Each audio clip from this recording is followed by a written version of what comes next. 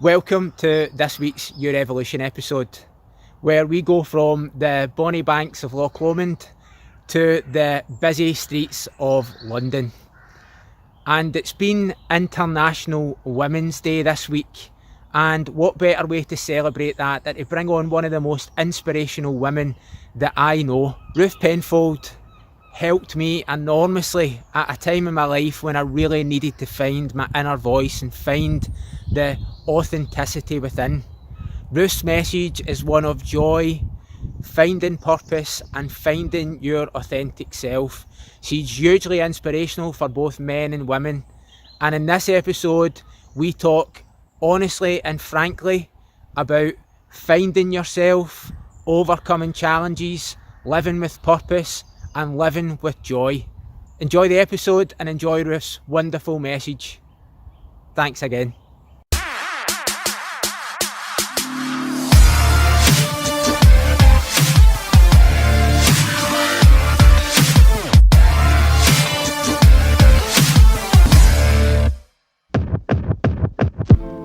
Ruth Penfold is a business leader and coach based in London, and as well as hosting her Pancakes and Peacocks podcast and running a blog on her website, Ruth is also a yoga instructor. And in this week's episode, Ruth shares golden advice on self-growth, relationships, finding your true self, and some eye-opening life lessons. Enjoy the episode, guys. Good morning. I'm thrilled to be here. Us too. I wanted to start, I love your message all about living with purpose, living with authenticity, living with joy. But it wasn't always that way for you, and it would be good to hear a bit more about your own personal journey and how you arrived at this really positive message that you share. Yeah, goodness. So I'm 40. In fact, I'm 41 in 3 weeks. So I had a whole life before this life. This is like second act. Maybe I'll get a third. Let's wait and see. But yeah, I mean, like many people, I lost myself somewhere in childhood.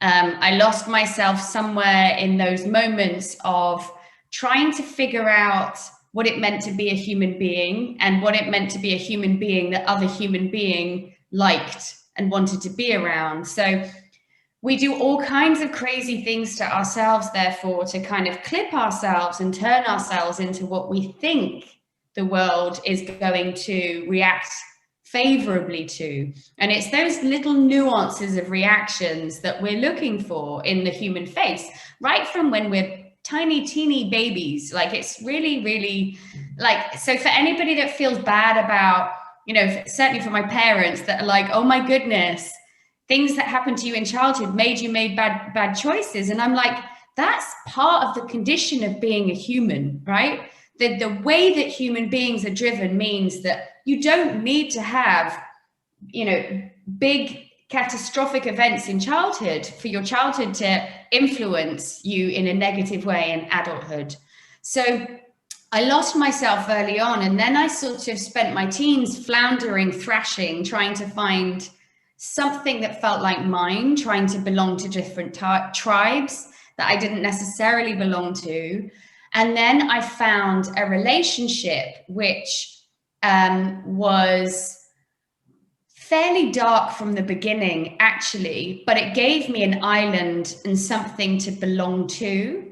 And then I spent 12 years in that relationship, pushing and driving to make that relationship successful, when it was doomed from the beginning, right? And so, and in that time, for anybody that's been in, and it was an abusive relationship, and it was a codependent relationship. But let me be really clear when I say that we both were participating in that relationship and that dynamic. So you can look at relationships like that and think, oh my goodness, I feel so sorry for the person that's the victim, right? But ultimately, there's always a quid pro quo, right? There's something like that. When you really unpack this stuff, it's quite, you know, we are responsible in most cases for most of the the darkness that we experience, right? But I chose that darkness for 12 years and I put all of the energy that I had into trying to make this successful. And then what happened in my late 20s was a series of fortunate events, is what I like to call it. So starting with meeting a very dear friend of mine, and she sort of smashed into my world and saw the world in a way that I, like loved herself. And I was like, oh my goodness, what's wrong with her? Gosh, ego, la, la, la, right? But she loved herself and she wanted her life to be amazing. And she wanted to have nice things and she wanted to feel good. And I was like, okay, I'm going to ignore that, put it over there for a minute. But then that was the beginning of my awakening. And it took me 3 years to leave my ex-husband from that point. And I did embark on coaching in that time, towards the end of that time. And the coach that I went to see, because something really bad had happened in the relationship that I was in, the thing that takes you to your limit. And I went to see a coach and she asked me the question. And I went to see a coach, by the way, in the wonderful way that the universe does. I couldn't afford to see a coach at that time because I was actually in financial devastation as much as emotional devastation. So I went to see this coach because I said to my boss, I think I'm having some kind of crisis. I'm turning 30. And he went, why don't you see my coach? And amazingly, I was like, dude, I can't afford to see a coach. You crazy? And he paid for me to see a coach for work. And this coach said to me, when was the last time you experienced joy? Coming back to your question. And I said, well, what are you talking about? I'm a really happy person, clearly. And she said, I didn't say happiness. I said joy. And I knew what she meant at the time, but I couldn't have articulated what she meant at the time. But I came away from that and it was like, and then over the next, I think it was maybe 3 months from that conversation that I actually left my ex-husband and completely detonated an explosion in my life, got rid of everything that I owned, started my life over again. But it was that moment where I suddenly, I came in those 3 months to that realization that I was not okay and that this was not okay and that nothing in my life was joyful. My face smiled, but honestly, it was more likely I was smiling because I was observing the lives of others. There's a really inspirational person that's influenced me a lot who said that when you know better, you can do better. And isn't it so important to realise about that when you invite awareness in, but also you begin to surround yourself with the right types of people. You talked about, someone came into your life, then a coach came into your life. It's almost like all the stars align to allow you to be able to make that next step in your journey. And I think a lot of people get stuck feeling like they can't get out of that place. It's like, so there's no other alternative. That alternative's too scary, but there's no trust about who will come on their path to help them on that journey. Personally, and I don't think I've said this to you, but I just wanted to say thank you because you came on my path at a really important time for me. And it's just when you were talking there, I was thinking about how we connected and the conversation that we had that really helped. So I think people would benefit from hearing more about that from you too. I'm delighted that you came into my path too, because the learning is both ways, right? But I want to mention something that I'm reading a book about at the moment, and that's willful blindness. Because a lot of people meet me today and they think, goodness me, how could somebody as bright and vibrant as you and confident as you be in a relationship that was like that? And they can't reconcile the person that they see today with the person that I'm describing in my past. And actually, the person that they see today, this is the child I was born like, right? This is the mindset I was born with, and then I lost it. But willful blindness is really important because we deliberately, whether we like it or not, as human beings, we choose to be blind to the things that we don't want to see.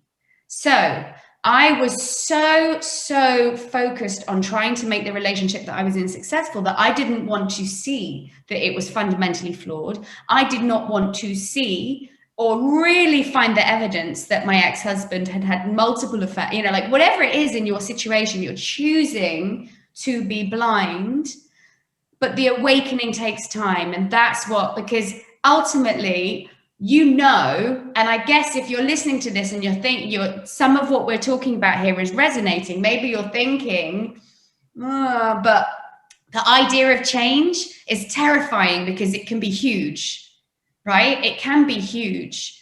So, I mean, my life now is about shining light into those dark places where I'm choosing to be blind. You know, and it can be like, it's the nuances of, you know, like it, you know, like, I don't know, you're eating something that you know isn't the best for you because maybe it gives you a bad stomach, but you decide to do it anyway, not knowing that maybe you're contributing something to something worse down the line, right? Willful blindness. And I just think it describes so well how we tie ourselves in knots with people, with things, with behaviors. But it's interesting because the human condition, like we just want a quiet life.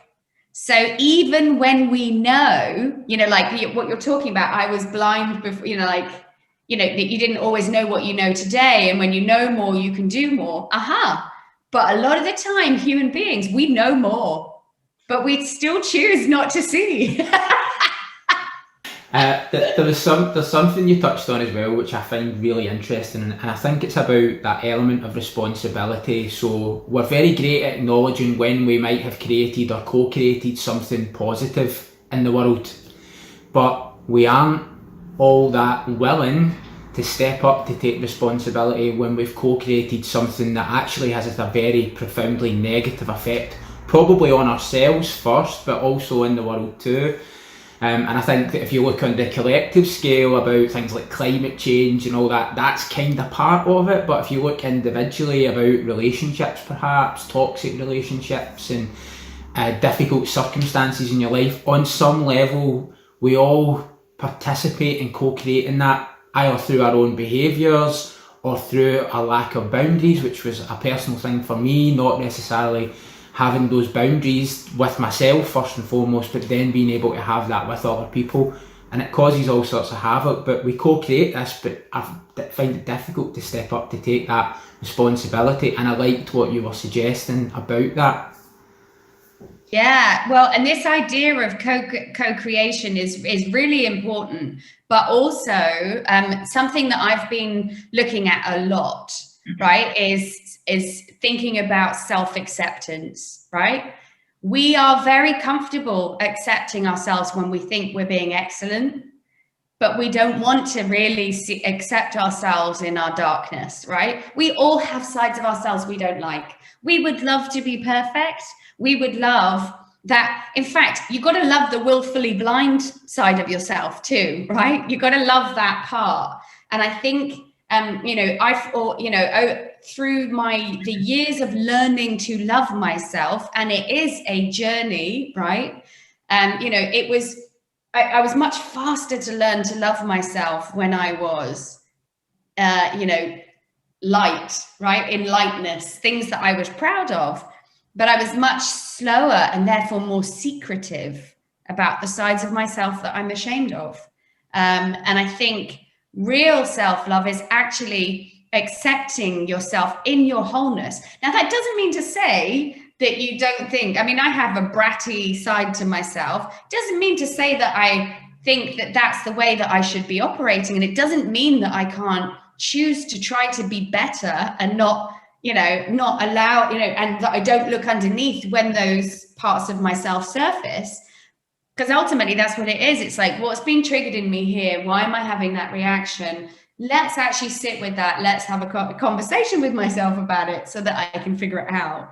But I do think that, self-acceptance, true self-acceptance, if we were able to do that for ourselves as human beings, and ideally learn the way to help our children to accept themselves. Sounds like it's been a really interesting journey. You've come through challenging moments, and you have this power of self-acceptance. I think we live in a culture though where even the culture of positivity, it's all this stuff about positive vibes only.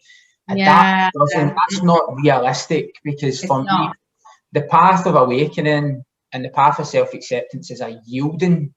It's not a resistance. It's about yielding to whatever is going on, whatever's presenting itself in that moment. It could be the dysfunctional behaviour, the anger, the sadness, whatever it is. It's really just about accepting all of it and accepting that it's coming from inside of you. That's the thing that I could never accept. I was like, there's all this stuff that wants to come out, and I would like, just push it all down. Don't let it all come out. And then eventually it has to be acknowledged in order to find the comfort and the safety, which is something that you also talk about, is about feeling safe. And that's a massive part of development for me. So it'd be great to hear your thoughts on that.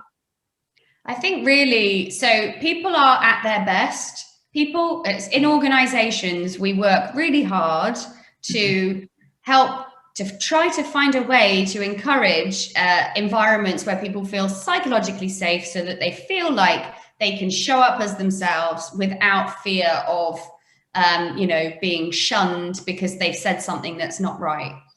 But I guess my view on psychological safety is it has to start at home.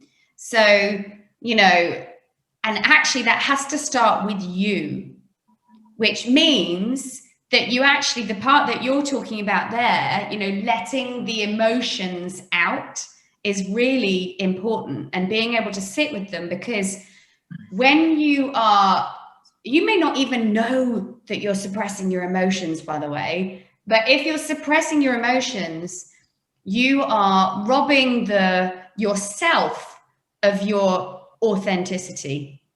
Because if you're not showing up authentically to yourself and being honest and saying, you know what, this is how I feel in this moment right now, and that's okay. And it doesn't mean that you don't want that feeling to maybe finish or change, but as long as we're denying ourselves our emotions, we're denying ourselves our authenticity.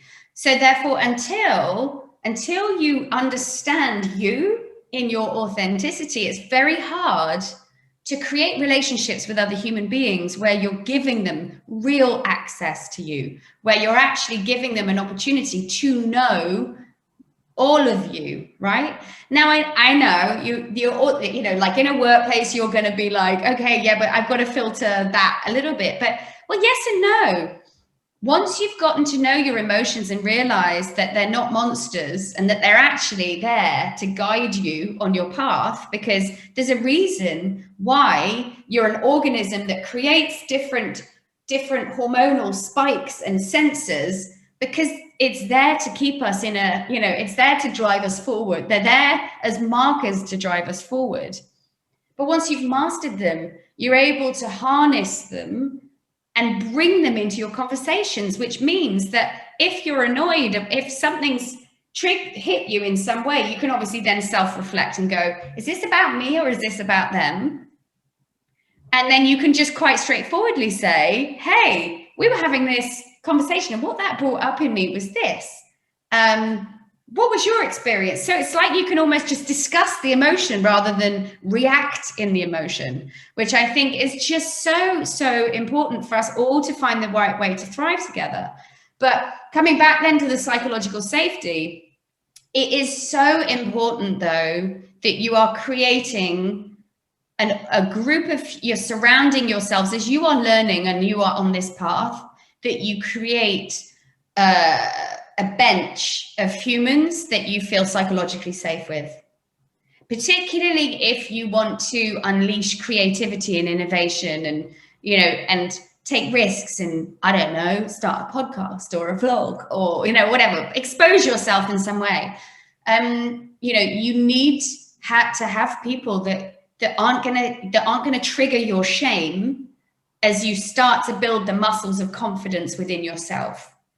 And I think that's exactly it. And if you're somebody that is quite sensitive and that has looked for your own validation in the eyes of others, which I did, then you are probably shame-based. And that's probably how, because you don't want to get anything wrong. So you've been a perfectionist your whole life, and then you've changed your path to make sure that no one finds out that actually, oh my goodness, I'm just a charlatan underneath this, like, Yeah. So, you try to clip the environment that you're in, and you try to make sure that people only see this good side of you, because that's when you get love, right?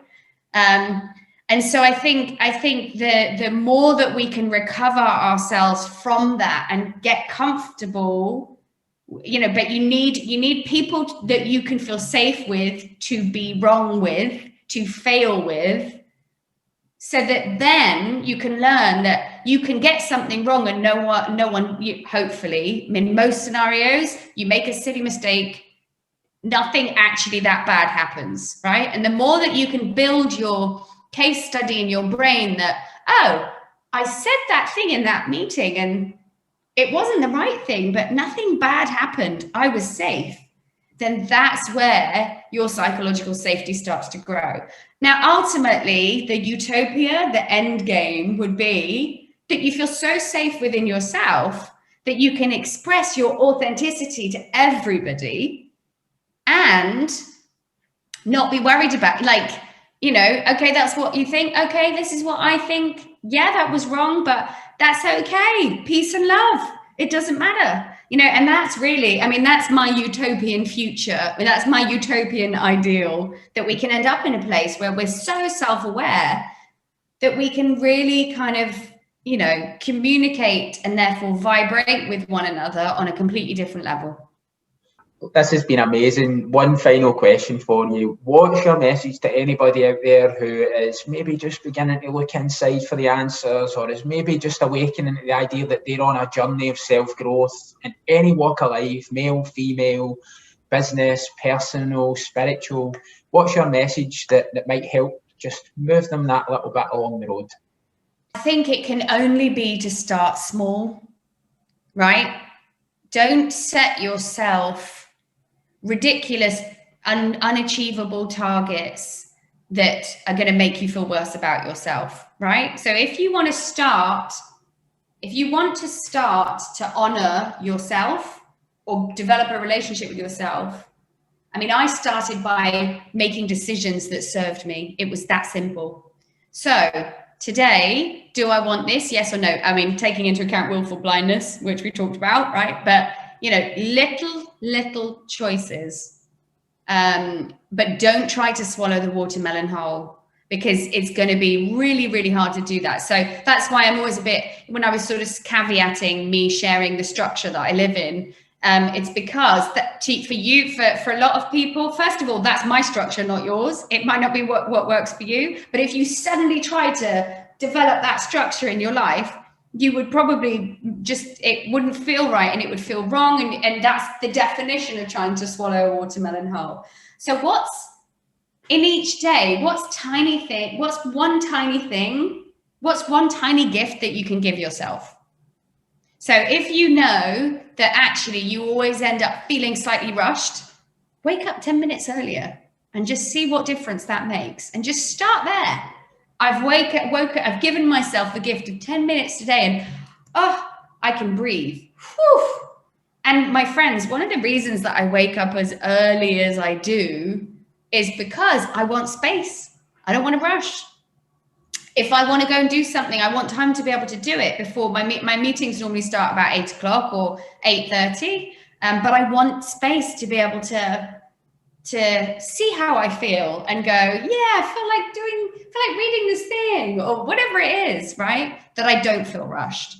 But the more we try to squeeze things. So, if you can create space there first, you'll see it'll be like a snowball effect. And then maybe you can find what different ways to create space in other places. A huge thanks to Ruth for her amazing interview. And big news, guys, this week we launched the YouRevolution website, which has even more content on health, well-being and self-growth. We have a blog section with weekly articles to help you improve your life. And we're also inviting viewers to subscribe and become a member of the YouRevolution tribe. By subscribing to our mailing list, you'll hear what's coming up in our episodes before everyone else. You'll also be offered a discount on our online health, wellbeing and self-growth programme, which we're going to be launching next month. And you'll also be given the gift of our fine patter and our weekly newsletter.